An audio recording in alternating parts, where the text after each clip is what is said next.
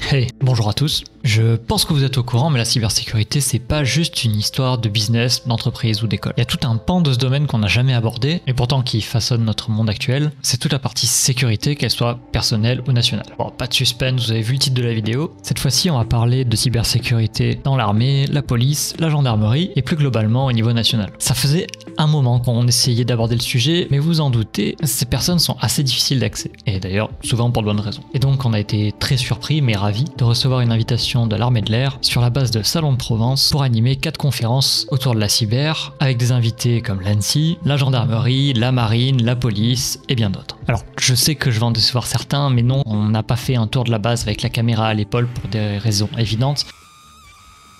Ce sera pour une prochaine fois. Toujours est-il que cette série de vidéos, elle va être découpée en 4 parties, une par conférence. Et je sais que sur YouTube, on a le temps d'attention d'un poisson rouge, moi y compris. Mais juste pour cette fois, essayez de prendre le temps et de tout écouter. Les personnes que vous allez entendre, elles sont rarement en face d'une caméra. Et les histoires qu'elles racontent n'arrivent que très rarement aux oreilles du grand public. Bref, j'espère que ça vous plaira. Et c'est aussi notre premier vidéo sponsorisé. Je vous avoue que niveau prestige, avoir l'école de l'air et de l'espace en premier sponsor, c'est à peu près là. Bref, amusez-vous bien.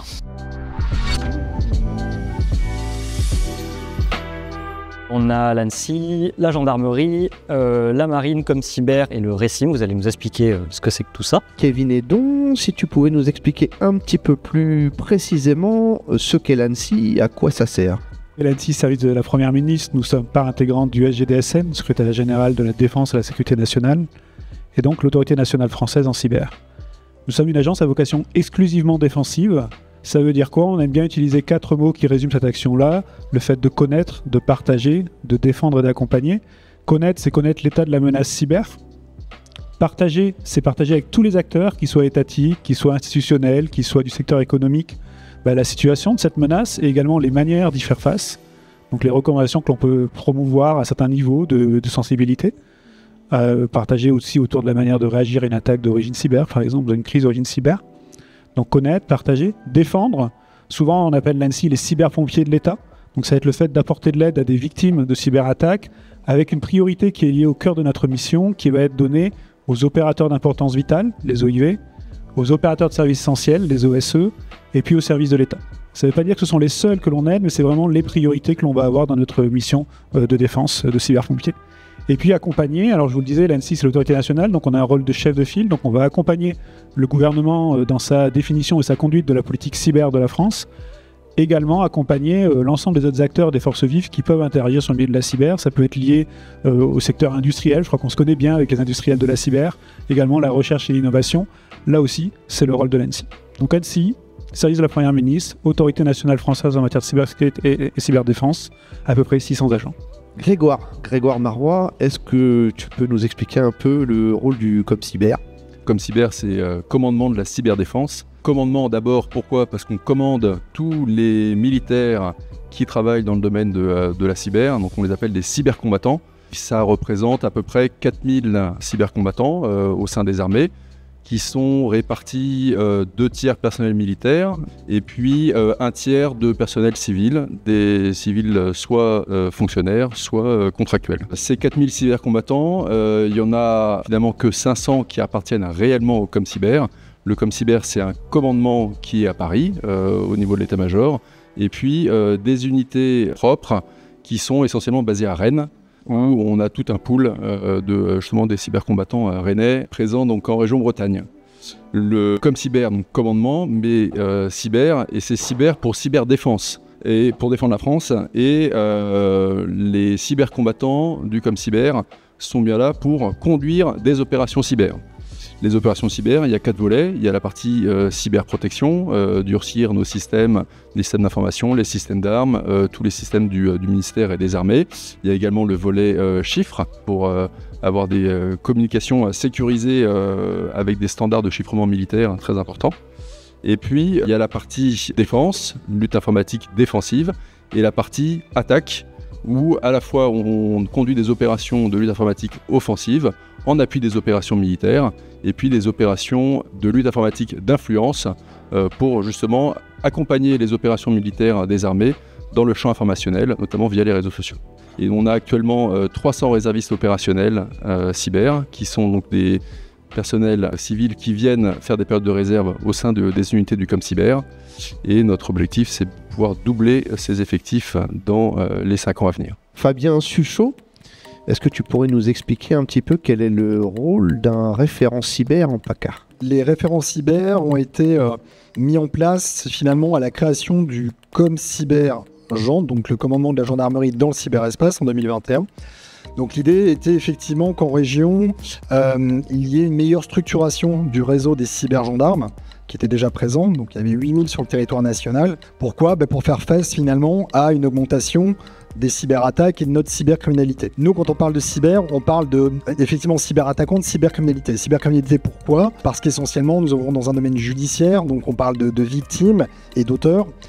Pour vous donner un ordre d'idée, 80% de notre activité judiciaire, elle est plutôt liée à de l'escroquerie. Donc il y a les faux vies, les faux ordres de virement, etc. Mais ça peut être aussi les escroqueries sur Internet. On a 10% qui sont vraiment liés à des piratages. Donc là, on va prendre en compte tout ce qui est Astad, etc. Bien sûr, les rançons logiciels et autres. On va avoir 10% qui sont plutôt liés aux atteintes en fait à l'humain. Donc ça peut être du cyberharcèlement, mais pas que, des violences sur mineurs, etc. Donc voilà. Donc ça, c'est notre panel lié en fait au dépôt de plainte. Donc le rôle du référent cyber, notamment en région, c'est finalement de faire l'interface entre ceux comme cyber, qui maintenant a évolué depuis le 1er décembre en ComCyber EMI, ministère de l'Intérieur. Pour nous, c'est d'avoir une interface entre ces entités, ces échelons centraux et les entités qui sont présentes sur le terrain, les unités territoriales essentiellement.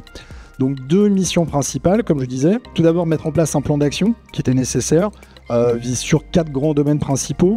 Les domaines sont la veille et la détection de la menace et les investigations. Ça va être aussi tout ce qui est prévention et proximité numérique. La gendarmerie avait mis en place un outil qui permet de faire du pré-diagnostic au sein des collectivités, au sein des entreprises. On s'intéresse aussi dans ces grands domaines à tout ce qui est montée en compétence de nos gendarmes via des actions de formation. Et puis, comme je disais tout à l'heure, finalement avec l'interface, dans un sens montant comme dans un sens descendant. Je m'explique, quand vous avez des opérations judiciaires, moi mon rôle c'est d'être en mesure de proposer des compétences et finalement d'essayer d'optimiser l'emploi de mes ressources dans le cadre de ces opérations judiciaires. Mais ça va aussi dans l'autre sens, c'est-à-dire que pareil, quand j'ai des besoins qui naissent au sein d'une brigade dès lors qu'il y a un dépôt de plainte, d'être en mesure de proposer par un système d'escalade des compétences complémentaires jusqu'au niveau de l'échelon national, voire l'international si besoin. On nous demande tout simplement comment devenir réserviste. A priori, ça intéresse. Pour devenir réserviste, le plus simple, c'est justement de se porter candidat. On a un portail qui permet de gérer tous les réservistes opérationnels qui s'appelle portail ROC. Vous pouvez googliser ROC, ministère des Armées, et ROC. Dans ce portail, on publie tous les offres d'emploi de réservistes. On va publier d'ici Noël, normalement, 200 offres d'emploi de réservistes opérationnels cyber, un peu partout en France, dans toutes les unités cyber du ministère. Nous avons une réserve opérationnelle qui suit en fait ce qu'on appelle les préparations militaires gendarmerie. Ils ne sont pas forcément en lien avec le cyber. Ensuite, vous avez en fait une réserve spécialisée. Et vous avez aussi un autre volet qui est aussi assez connu, qui s'appelle la réserve citoyenne de défense et de sécurité, qui là n'est pas une réserve opérationnelle. Donc trois recrutements différents en termes de réserve. Antoine, pour le CSC de Toulon, et tu peux nous expliquer un peu de quoi il retourne. Le centre support cyberdéfense, c'est une unité qui est assez récente. Elle est née aux alentours de 2012-2013. Et la vocation de cette unité est assez surprenante. En fait, elle a été créée pour répondre à un besoin spécifique qui était d'entraîner nos forces à la mer à répondre convenablement à un incident cyber. Pourquoi ce besoin ? Bien, tout simplement, quand un bateau est sous l'eau ou sur l'eau, quand il a un problème cyber, il a beau crier, on pourra peut-être l'entendre. En tout cas, ce qui est certain, c'est que personne ne viendra à son secours. Donc nos unités avaient besoin, on avait détecté que nos unités avaient besoin d'autonomie et de compétences pour identifier un problème cyber, être capable de comprendre ce qui se passe et de le résoudre. Et d'ailleurs, notre paradigme là, pour nos entraînements cyber s'appuie sur 4 lettres qui sont DCCR, détecter, comprendre que quelque chose est en train d'arriver, d'être capable de faire une discrimination entre un incident dû à un problème technique ou un problème logiciel et qu'on a bien affaire à un incident cyber. La deuxième lettre, donc, c'est le détecter, classifier. L'objectif de classifier, c'est pas de dire que c'est tel état stratégique qui nous attaque, mais c'est bien de dire l'attaquant tente de passer par cette porte-là avec cet objectif-là. Cette classification, elle est essentielle parce qu'en fait, elle va être en lien avec le 3e C, qui est le contrer. Puisque si je sais ce que veut faire mon attaquant, je vais pouvoir mettre un ensemble de contre-mesures qui vont permettre, dans le meilleur des cas, d'arrêter l'attaque, dans le cas le plus favorable, de limiter les dégâts de l'attaquant. La dernière lettre, c'est le restaurer. Eh bien, une fois que j'ai réussi à contrer mon attaque, je vais essayer de remettre mon système dans un état normal. Voilà. Il faut bien avoir en mémoire qu'un bateau, c'est un système d'information complexe. On part du principe qu'on a 3 grands types de systèmes. On a le système informatique classique tel que qu'on le conçoit tous, mais on a 2 autres grands types de plateformes sur un bateau. On va avoir ce qu'on va appeler le système de combat, qui est le système qui va relier ensemble les senseurs et l'armement que l'on va mettre en œuvre à bord d'un bâtiment de la Marine nationale. Et le dernier système qui est propre à tous les bâtiments, qu'ils soient civils ou commerciaux, ce qu'on appelle le PMS. Ce PMS gère la production électrique, la gestion des moteurs et l'appareil à gouverner. Particularité des 2 derniers systèmes, le système de combat et le PMS, c'est qu'on travaille dans le monde de l'automatisme, qui est un monde très particulier, et donc le CSC est en particulier spécialisé sur ce monde de l'automate. C'est-à-dire qu'on entraîne nos équipages pour qu'ils puissent comprendre quel pourrait être l'impact d'une attaque cyber sur leur appareil à propulsion. Notre deuxième mission, qui est née à peu près 2 ou 3 ans après cette première mission, c'est de doter la marine d'une capacité de cybersurveillance. Dernière mission du Centre Superdéfense, c'est une capacité d'intervention qu'on appelle le pôle caractérisation de la menace. En fait, ce pôle a 2 grandes missions. La première, c'est une capacité d'intervention sur un bâtiment qui ferait face à un incident cyber dont il n'arriverait pas à se débarrasser. Et la deuxième capacité de ce pôle, c'est une capacité d'investigation numérique. C'est-à-dire qu'une fois qu'on a envoyé une équipe d'investigation qui fait des prélèvements, eh bien ces prélèvements, il faut qu'on soit capable de les analyser. Tonino Zita, un petit mot sur le RECIM. Qu'est-ce que c'est exactement? Alors le RECIM, c'est un réseau d'experts cybermenaces qui est rattaché à la Direction nationale de la police judiciaire et sous l'autorité de l'OFAC. Et leur objectif, c'est de sensibiliser les acteurs économiques, quels qu'elles soient. Donc dans ce réseau, on a de tout. On a des banquiers, on a des avocats, on a beaucoup de métiers, on le veut assez homogène.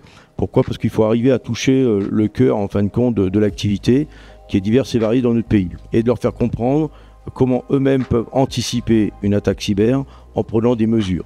Donc on se déplace sur le plan national. Et l'objectif, c'est vraiment de participer non seulement à ces sensibilisations, mais le rôle, c'est aussi, en cas de malheureusement d'attaque cyber, c'est de les accompagner au dépôt de plainte, et l'objectif c'est que ces gens-là soient accompagnés.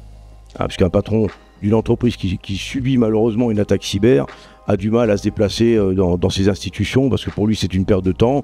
Également, une autre mission de nos réservistes, c'est aussi pour certains d'entre eux qui ont des compétences particulières, accompagnent nos enquêteurs à la récolte, on les aide à la récolte de données. On les aide à sécuriser ces données, on les met en relation avec les différents services de cybermalveillance et de l'ANSSI pour pouvoir continuer leur activité. On leur promulgue les premiers éléments pour pouvoir bien communiquer. On forme également nos réservistes au langage cyber. On a un laboratoire qui nous permet de former nos réservistes à ce langage, de bien comprendre les différents organes que constitue une infra et ainsi de pouvoir, dans leur sensibilisation, d'utiliser les bons termes. Et les entreprises n'imaginent pas l'impact que ça peut avoir pour eux. Donc on essaye quand même à ces chefs d'entreprise de leur expliquer que la meilleure défense a toujours été l'attaque. Donc pour être bien prêt, il faut anticiper. Qu'est-ce qu'une gestion de crise? Ça se prépare avant, et le jour où ça arrive, on ne le souhaite à personne, mais si ça arrive, chaque personne dans l'entreprise a un rôle bien défini. Alors j'ai une question pour toi, Kevin. Étant donné que tu es délégué ANSSI, moi j'aimerais comprendre pourquoi est-ce qu'on a besoin d'antennes régionales de l'ANSSI, et finalement quel est leur rôle? Pourquoi est-ce que c'est pas géré au niveau national? En fait, il n'y a pas d'antenne régionale de l'ANSSI, il y a des délégués de l'ANSSI. Et les délégués, nous avons plusieurs rôles dans chacune des régions métropolitaines. Nous avons également un délégué sur les Outre-mer. L'idée, c'est déjà de représenter l'agence et d'être le représentant officiel de son directeur général auprès de toutes les autorités et forces vives du territoire. Donc ça va être bien sûr les préfets, ça va être les élus territoriaux, les chambres consulaires et l'ensemble des acteurs et les médias. Donc on va représenter ce service de la Première ministre auprès de tous ces acteurs-là. Et puis après, 3 grandes missions. La première, c'est de capter la réalité du territoire et donc puisse travailler sur des sujets qui prennent en compte ce qui se passe dans chacun des départements de France auprès des entreprises et collectivités. Dans l'autre sens, un rôle de démultiplicateur, c'est-à-dire le fait de pouvoir dire finalement, si on a des gens qui incarnent au sens littéral du terme, finalement qui donnent corps à cette entité qu'est l'ANSSI sur le territoire, ils peuvent où elles peuvent accélérer les actions de l'ANSSI. Pour vous donner des exemples, on a cité tout à l'heure les Jeux Olympiques et Paralympiques. L'ANSSI a été nommée par la Première ministre chef de file de la préparation cyber des Jeux Olympiques et Paralympiques de l'an prochain, et en lien étroit avec tous les autres services de l'État. Et évidemment, les délégués peuvent agir au plus proche pour se dire, tiens, qu'est-ce qui sera important pour les Jeux Olympiques et Paralympiques, alors qu'il y a des épreuves à Marseille, sur la Marina, sur le stade, alors qu'il y a des épreuves à Nice. Donc on va pouvoir faire cette action-là, de démultiplier l'action de l'agence. Un autre exemple, sans rentrer dans le détail, mais je pressens qu'il peut y avoir des questions dessus. On a une directive européenne majeure qui est en train d'être transposée dans le droit français, qui s'appelle NIS 2, Network Information Security 2, parce qu'il y a déjà une première version. Elle va toucher à peu près une dizaine de milliers d'entités, là où jusque-là, son prédécesseur touchait quelques centaines. Donc vous imaginez le passage à l'échelle que ça représente.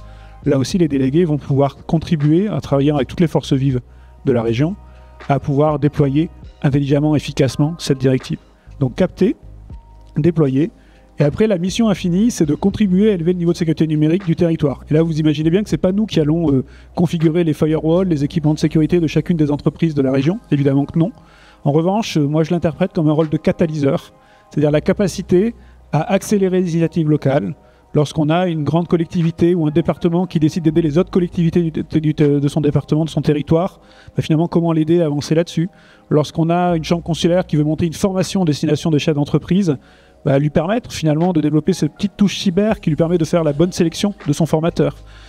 Toutes ces actions aussi de coordination que l'on peut avoir entre services de l'État, on est plusieurs à se rencontrer régulièrement, pour que finalement on arrive à être cohérent, en cohésion entre nous, pour que finalement les entreprises, les collectivités territoriales voient un État qui a plein de compétences diverses avec des services complémentaires qui viennent les aider.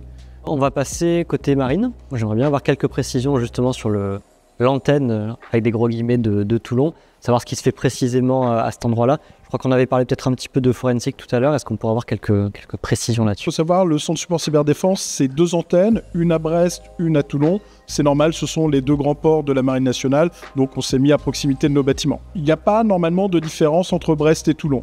Les capacités de Brest et Toulon sont interchangeables.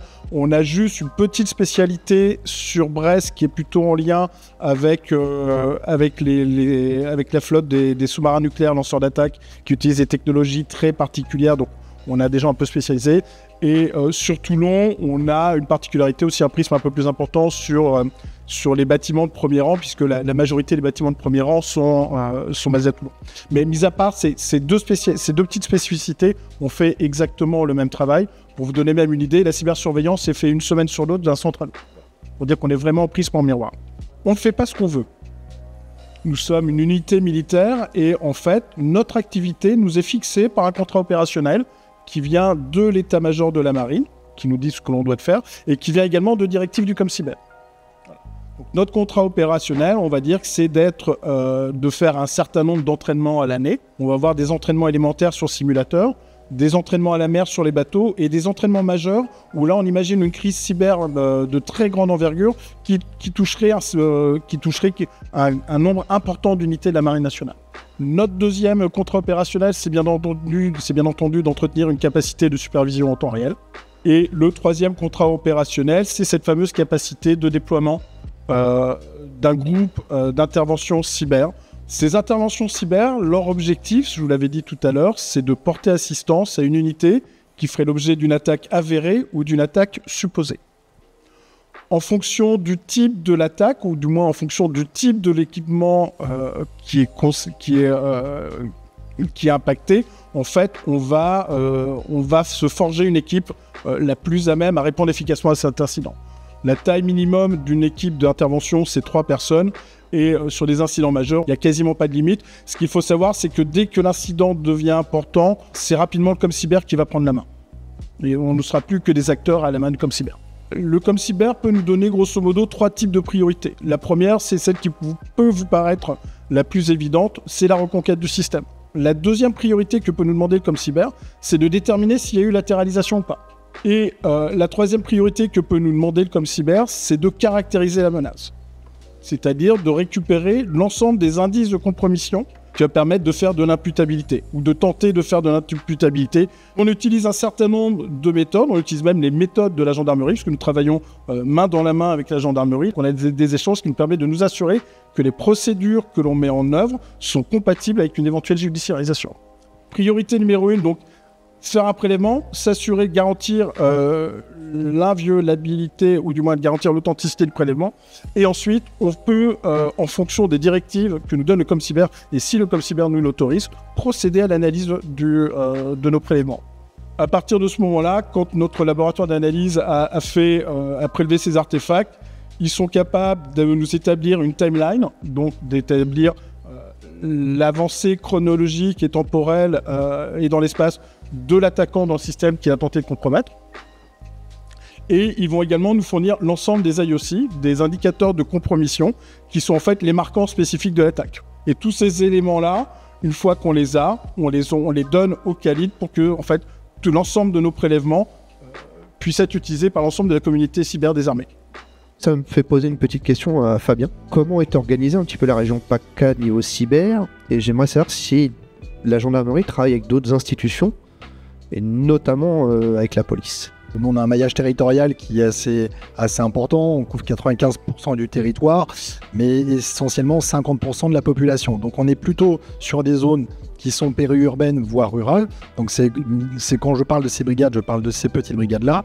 Vous avez en moyenne entre 10 et 15 personnels. Ça peut être un peu plus, ça dépend. La volonté du directeur de la gendarmerie était donc d'avoir des gens qui soient formés déjà au sein des unités territoriales. Donc ce sont les mêmes gendarmes que vous allez de toute façon croiser sur le terrain lorsqu'en fait ils font des opérations de contrôle ou des opérations liées en fait à des violences intrafamiliales, etc. Donc ce sont les mêmes gendarmes qui sont au sein de la même unité. En revanche, vous allez avoir entre 15 et 20% de l'effectif total de la brigade qui a suivi une formation. Cette formation, elle a cette utilité qui est d'être en mesure d'accueillir une victime d'un fait cyber, d'une infraction cyber, et de comprendre déjà ce que veut la victime, de comprendre la nature de l'infraction, éventuellement de demander des compléments à la victime, de façon à ce que les investigations qui vont suivre soient les mieux, soient réalisées de la façon la plus efficiente possible, en mesure de faire des actions, des premières actions aussi d'investigation, et ensuite aussi, dans un deuxième temps, d'accompagner la victime. Faut pas oublier qu'en gendarmerie, nous faisons que du judiciaire. On ne fait pas du tout de remédiation, etc. Ce n'est pas notre métier. Donc nous, effectivement, on va rechercher les auteurs d'une infraction. Si effectivement la nature de l'affaire est un petit peu trop complexe pour ces enquêteurs, on va donc passer à l'échelon supérieur. Voilà, donc ça, c'est aussi mon rôle aussi d'identifier les ressources nécessaires pour pouvoir conduire les investigations, éventuellement les échelonner, les escalader, mais aussi de faire un peu le tri sur les demandes. L'échelon supérieur, vous allez avoir, en fonction des investigations, des gens qui ont été formés, alors on n'est plus sur la complémentarité, mais sur des gens qui ont été formés par exemple à l'enquête sous pseudonyme ou à la recherche en source ouverte sur Internet. L'échelon supérieur se passe au niveau du département, c'est le groupement de gendarmerie, où on va aller chercher des gens qui sont vraiment nos experts NTech, nos experts en nouvelles technologies. Parfois, on va avoir besoin de moyens complémentaires. C'est arrivé dans certaines enquêtes judiciaires très récentes. Ça a été médiatisé, je peux en parler. Donc, par exemple, on prend l'affaire du petit Émile, la disparition du petit Émile. On va avoir besoin de ressources complémentaires régionales dans un premier temps. Donc là, effectivement, mon rôle à moi, c'est lorsque ça se passe dans un département ou groupement, c'est d'aller voir quelles sont les compétences dans les groupements d'à côté. Et si besoin, d'aller solliciter les régions qui sont limitrophes, Auvergne-Rhône-Alpes, Occitanie qui est présente ici, en leur demandant des effectifs complémentaires en vue de missions très particulières. Et si c'est pas suffisant, on peut alors effectivement aller chercher au niveau des échelons centraux, notamment les échelons centraux parisiens, pour avoir en fait des compléments et ainsi de suite. Donc ça, c'est vraiment le principe de subsidiarité. Maintenant, tout à l'heure, tu me posais la question de, effectivement, quelle est notre interaction avec les autres services de police, par exemple. On va avoir effectivement tout un tas d'interactions. Par exemple, vous avez parfois des investigations qui doivent être conduites dans des villes, donc c'est plutôt des services de police qui le feront, et parfois dans des zones périurbaines ou des plus petites villes ou des villages, et donc on demandera plutôt à des enquêteurs en gendarmerie. Donc on va travailler par exemple avec l'OFAC maintenant. On peut travailler bien évidemment avec, comme je disais tout à l'heure, le SMIC, donc dédié aux violences qui sont faites sur les mineurs. On va travailler, comme je disais tout à l'heure, avec un office central type l'OCLES, qui est un office de lutte contre les atteintes à l'environnement et la santé publique. Ces liens, naturellement, notamment dans le domaine de l'investigation judiciaire, se font assez naturellement, dès lors que de toute façon, pour être assez clair, au vu de la cybercriminalité à laquelle nous faisons face, il y a un moment où de toute façon on est obligé de s'entraider parce que de toute façon on n'a pas suffisamment de compétences, de personnel suffisamment formé pour pouvoir en fait gérer tout en autonomie. Alors ça se fait de temps en temps, mais pas tout le temps. Et puis après, évidemment, on peut effectivement faire des opérations internationales, ça s'est fait. Vous avez des ministres de tutelle qui sont différents. Tu parlais de coordination. Comment est-ce que c'est coordonné tout ça au niveau global, au niveau national? Est-ce qu'il y a peut-être une institution qui est là pour coordonner le reste? Est-ce que vous avez des communications fréquentes avec des objectifs communs? Par exemple, on parlait des JO plus tôt. En étant bien conscient, quand on dit cyber, vous l'avez perçu, il y a plein de réalités différentes. Il y a la cyberdéfense, au sens défense des armées. Il y a la partie judiciaire. Moi, je vais revenir plutôt sur la partie défensive, au sens plutôt cybersécurité. Là, vous avez déjà au niveau national l'ensemble des ministres et des ministères qui sont responsabilisés par la Première ministre sur la sécurité de leur propre entité, de leur propre ministère. Et l'ANSSI va aider la Première ministre à accompagner, à coordonner l'ensemble de cette action-là pour que chaque ministère soit sécurisé au bon niveau. Au niveau territorial, ça dépend vraiment de chaque région, de chaque département.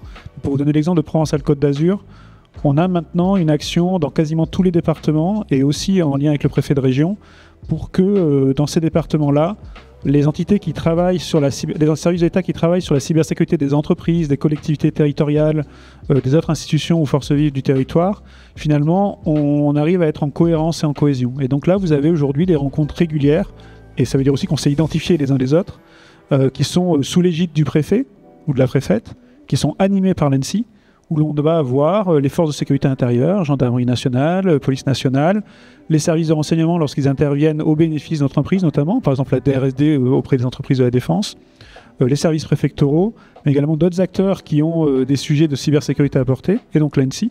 Et l'on se retrouve pour parler des priorités de chaque département, où est-ce qu'on veut porter l'effort, qu'est-ce qu'on a déjà fait, comment on pourrait faire mieux, où est-ce qu'on pourrait se compléter. Parce que parfois ça a du sens d'avoir l'ANSSI qui vient appuyer l'action d'un autre service par exemple, ou à l'inverse, d'autres fois nous on a capté quelque chose qu'on va pouvoir partager en disant bah tiens là je crois que c'est toi qui travailles souvent avec eux, tu pourrais peut-être les aider. Donc nous au niveau de la région PACA on a quand même plutôt si vous me contredisez je suis mal, on a plutôt globalement une très bonne coordination entre nous, on se connaît, pour presque tous on s'apprécie, et on arrive du coup vous avez filmé ça, et après et on arrive du coup à bien travailler ensemble sur la région au bénéfice des entreprises, des collectivités. Tout à l'heure, lorsque Antoine parlait qu'il y avait des choses qui n'étaient pas forcément gérées au niveau de la marine, mais qui se géraient au-dessus, au niveau supérieur, en fait c'est justement pour pouvoir bénéficier de cette coordination, et puis un incident qui peut paraître isolé au sein de la marine, et ben, lorsqu'on le corrèle avec ce qui se passe sur nos réseaux d'infrastructure de la défense ou bien ce qui se passe dans l'armée de l'air et de l'espace, et ben, on peut avoir du coup une approche complètement différente pour réagir à cet incident. Donc ça c'était un exemple, et la coordination elle est institutionnalisée avec un centre de coordination des crises cyber qui dépend du Premier ministre, via le secrétaire général de la Défense nationale, pour justement mettre tout le monde autour de la table et se coordonner à la moindre crise ou suspicion de crise. Tout à l'heure, tu nous as parlé des réservistes. Alors, tu as abordé le ROC donc pour pouvoir éventuellement essayer de participer à la réserve. Mais est-ce qu'on pourrait avoir des petites informations sur les missions qui sont disponibles pour ces futurs réservistes ? Comme cyber, ce sont des réservistes opérationnels cyber. Et donc l'objectif, c'est bien d'avoir des réservistes qui viennent renforcer nos unités opérationnelles et contribuer aux opérations dans les domaines que j'expliquais tout à l'heure, la cyberprotection et puis la lutte informatique, défensive, offensive et d'influence. Les missions qu'on propose sont implantées donc dans les unités du COP Cyber à Paris et à Rennes, mais également dans l'ensemble des armées, directions services, un peu partout en France. Et donc effectivement, chaque mission dépend un petit peu de ce que fait l'organisme en question qui fait appel à un réserviste. Nous, on a énormément besoin de ces réservistes, non seulement parce que ça nous apporte du renfort, mais également ça nous apporte un regard nouveau. Ça nous permet de rester connectés avec le monde de l'entreprise, le monde civil, dans notre domaine qui évolue très vite avec les nouvelles techniques, les nouvelles tactiques, etc. On a divisé nos réservistes en 4 zones en France, avec à chaque fois un correspondant zonal qui justement a pour charge d'animer les réservistes cyber de sa région. Et donc notamment c'est le cas pour tout le quart sud-est de la France, avec notre correspondant zonal ici. Je sais qu'il y a des lycéens qui nous regardent. Pour ceux qui sont en terminale, qui s'inscrivent sur Parcoursup bientôt, je les encourage à s'inscrire au bachelor que le ComCyber met en place avec l'école EPITA et puis Polytechnique. Dès le début, on suggérera aux élèves de s'engager comme réservistes. Ça permettra d'avoir l'habilitation et à pouvoir être habilité secret défense très rapidement. Et puis, ils feront leur stage de bachelor au sein des unités du ComCyber et puis s'engageront ensuite pour 4 ans comme officier sous contrat au sein du ministère des Armées. Tonino, tu n'as pas eu beaucoup la parole. Tu as été très calme. C'est vrai. Et est-ce que tu aurais une petite chose à nous dire, toi aussi, de ce côté-là, en fait, sur l'investissement, l'engagement, en fait, au plus général pour la défense? Alors, pour la partie police judiciaire, il est vrai que nos réservistes sont aussi de type de contrat. Et lorsqu'ils rentrent en contrat de réserve opérationnelle spécialiste, ils peuvent s'engager jusqu'à 5 ans. Ça leur permet de pouvoir développer à la fois leurs compétences et d'amener leurs compétences. Dans nos services de police judiciaire, vous avez ce qu'on appelle des LION, des laboratoires d'investigation opérationnelle numérique. Ces LION sont dédiés vraiment à la cyber, pour l'enquête cyber, quelle qu'elle soit, escroquerie, ransomware, quels que soient les thèmes. On peut être aussi dans du stupre, du blanchiment d'argent, on peut faire beaucoup de choses en cyber. Et dans les gens qui font partie dans cette réserve opérationnelle, il y en a un qui est parmi nous dans la salle, c'est parce qu'ils ont des compétences et qui veulent travailler en étroite collaboration sous réquisition, c'est de pouvoir aider ces investigateurs en sécurité, en cybersécurité, pour pouvoir mener des enquêtes. Donc non seulement le réserviste peut être en simple réserve, une réserve civile, participer à la sensibilisation, mais d'autres intègrent cette réserve opérationnelle spécialiste parce qu'ils ont des compétences particulières et vont apporter cet échange entre les différents services. Et le but de coordonner toutes les opérations de toute cette zone nous permet à nous, en tant que coordinateur zonal, de pouvoir passer des messages, des méthodes d'investigation, mais également des méthodes de piratage à l'ensemble de la zone et de pouvoir travailler dessus, et on développe des thèmes. Donc c'est vrai que également le RECIM recrute. Aujourd'hui, le RECIM a 5 ans d'existence. Donc on est un peu plus d'une centaine sur toute la France. Sur la région de la zone sud, avis aux amateurs, on recrute également, puisqu'on a un gros travail, un gros challenge pour 2024 également à mettre en place. Tout le monde sont les bienvenus dans la réserve, puisque je retiens un point, c'est vraiment l'unité de tous. Voilà. On peut lutter la cybercriminalité avec s'il y a tous les acteurs. C'est-à-dire les acteurs qui vont la subir, malheureusement, les acteurs qui vont l'anticiper, les acteurs qui vont être dans les dépôts de plainte, dans l'enquête. Tout ça fait qu'autour d'une table, lorsqu'il y a un échange, on peut anticiper et on peut déjouer. Le résultat, on l'obtient. On voit quand même qu'il y a une vraie demande et une vraie prise de conscience en amont des entreprises et puis seulement lorsqu'ils sont attaqués. Donc, plus en plus, il y a de demandes qui permettent aux gens de dire il y a un service de l'État, on va s'en servir, on va écouter, on va comprendre, et à nous de changer. Tous ceux qui veulent intégrer le RECIM, je répète bien, ce sont un réseau d'experts cybermenaces, donc ce sont des gens qui ont quand même des compétences. Il y a des belles actions qui sont menées, et on peut que féliciter ceux qui nous en font la demande.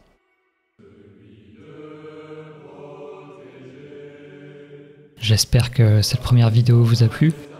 La prochaine arrive rapidement, c'est promis. Avant de vous laisser, je voulais vous partager un dernier moment. Une fois la nuit tombée et cette journée terminée, nos hôtes ont pris le temps de nous faire visiter la base, de nous montrer, de nous expliquer certaines choses qu'on ne voit pas forcément de l'extérieur. Dans une vitrine étaient exposées d'anciennes armes et médailles offertes par les veuves d'anciens soldats comme une dernière trace de leur passage sur cette terre. Ces dagues, offertes lors d'une cérémonie au cours de laquelle le soldat devait veiller sur son arme pendant une nuit entière, représentent l'allégeance et l'appartenance à cette grande famille qui nous a accueillis. Pendant qu'on nous racontait ces histoires d'anciens combats, un chant s'est élevé du bout du couloir, la salle de cérémonie qu'on appelle la salle des marbres. Je vais vous faire une confidence. L'armée, la discipline, l'autorité, tout ça, ça a jamais été mon truc. Et ça le sera probablement jamais. Mais voir des personnes choisir de devenir quelque chose de plus grand qu'eux, ça m'inspire le plus grand respect.